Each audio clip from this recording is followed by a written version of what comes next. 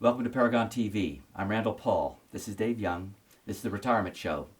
Today, Dave, I'd like to ask you a kind of personal question, and that is, when I retire, I'm concerned also about my spouse. If I die and my spouse is left with the assets that are left and all the questions that I've been working on, how can that transition happen in a seamless way with you? Do you want me to bring my spouse into all the meetings? Should my spouse be involved in all the investment decisions? How would you counsel me in that regard? It really depends on your spouse and their interest. We have some couples where both couples are very involved in the process. We have other couples where the husband's very involved.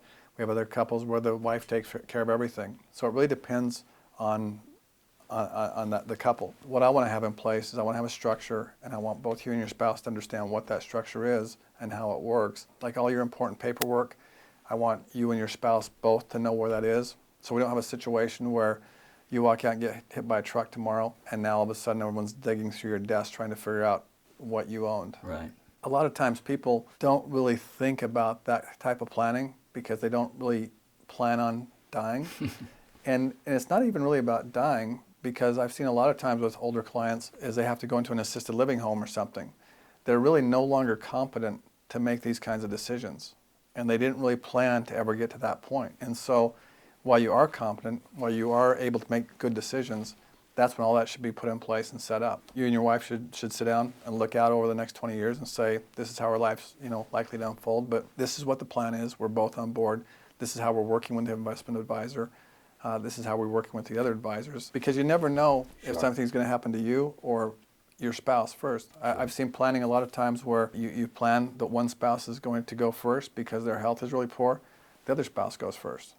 So you both have to be in line and in sync, but you don't both have to be intimately involved in all the detail. We're relying on you to manage our assets.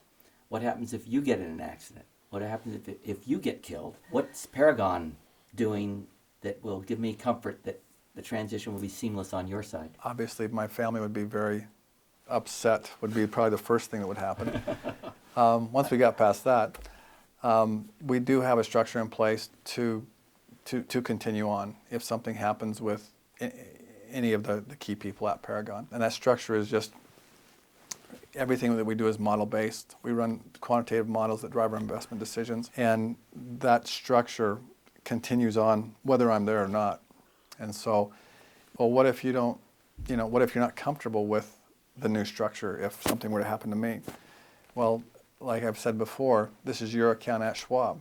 So on a daily basis, if you want, you can decide if you want us managing your money or not. That's true. And if you're not happy with, if you're not happy with the future, of what the company looked like after I was gone, you'd have the flexibility to hire another manager and have them manage your account at Schwab.